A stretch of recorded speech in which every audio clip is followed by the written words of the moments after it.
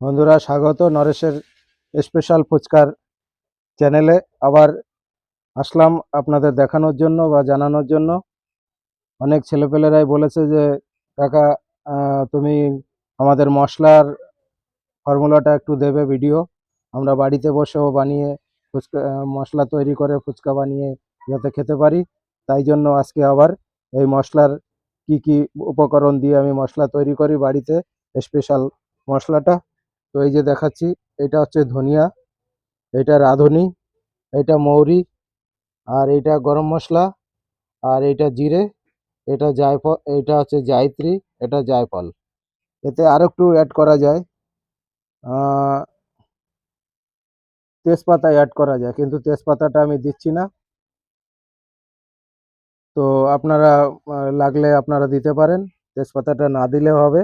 আর পরিমাণ আপনাদের যেটুকু লাগবে সেটুকু পরিমাণ অনুযায়ী এই মশলাগুলো দিয়ে করবেন। দেখতে পাচ্ছেন পুরোটা, এই যে এর সঙ্গে এই যে ধনিয়া, এই যে রাঁধুনি, আবারও বলছি এটা মৌরি, এটা গরম মশলা, এটা জিরে, এটা জায়ফল, এটা জায়ত্রী। তো এবার ভাজবো, সেটাও আপনাদের দেখাবো। তারপরে গুঁড়ো কিভাবে করব সেটাও দেখাবো। এবার গ্যাসের ওভেনটা জ্বালিয়ে দেব। গ্যাসের ওভেনটা জ্বালিয়ে দিয়ে এবার লো ভাবে রাখবো। গ্যাসটা পুরো লো করে দেব। লো করে না দিলে কি হবে, আহ, এগুলো ভালোভাবে ভাজার আগে পুড়ে যাবে। তাই প্রথমত এই ধনিয়াটা ভেজে নেব। ধুনেও বলে, ধনিয়াও বলে, কেউ ধনে বলে। তো ধুনে এটা বলাই ঠিক। তো এই ধুনেটা প্রথমে ভেজে নেব। তারপর সবকিছু ভেজে গুঁড়ো করা অবধি আপনাদের দেখাবো।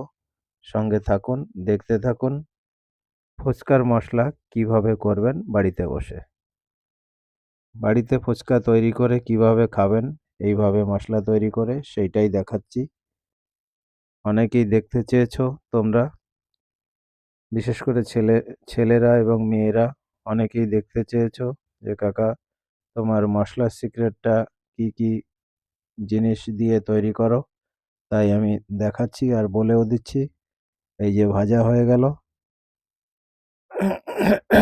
দুটো জিনিস ভাজা হয়ে গেল। একটু গরম লাগলো, খালি হাতে ধরেছিলাম কড়াইটা, প্রথমবার অসুবিধা হয়নি, দ্বিতীয়বার খুবই গরম হয়ে গেছে কড়াই। তাই একটু এবার কাপড় দিয়ে ধরে নিলাম, হাতে একটু ছ্যাঁকা লেগেছে।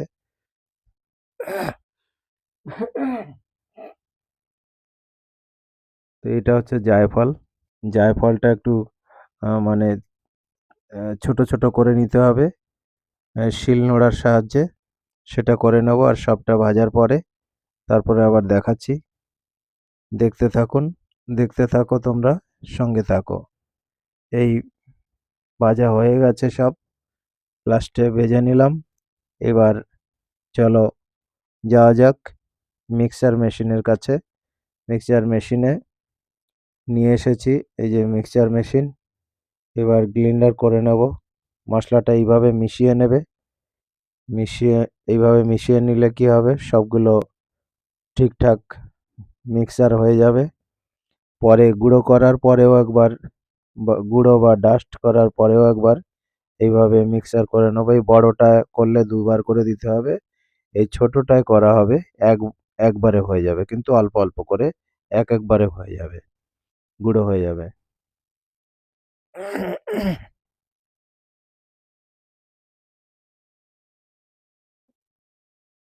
এটা একটু মুছে নিলাম, যেহেতু জল ছিল, ধুয়ে দেওয়া হয়েছিল। জারটাও মুছে নিয়েছি। তো এটা কিছু সময় পর পর দেখে একটু নাড়িয়ে দিতে হবে, কারণ উপরের সাইড দিয়ে, ঢাকনার সাইড দিয়ে দানা বেঁধে যায়। সেগুলো একটু এরকম নাড়িয়ে দিয়ে তারপরে আরেকবার চালালে, কয়েক সেকেন্ড চালালেই হয়ে যায়। এই দেখুন হয়ে গেছে। এবার এই ট্রের মধ্যে সবগুলো এইভাবে করে করে নিয়ে নেব। এভাবে অল্প অল্প করে নেব। আর এইটা একটু এই চামচ দিয়ে ভিতরে ছিল সেটা একটু নিয়ে নিলাম, নাহলে ওগুলো আবার পোড়া পোড়া গন্ধ হয়ে যাবে, কারণ গ্রিন্ডার মেশিন যখন ঘোরে তখন গরম হয়। এই যে সব করা হয়ে গেছে।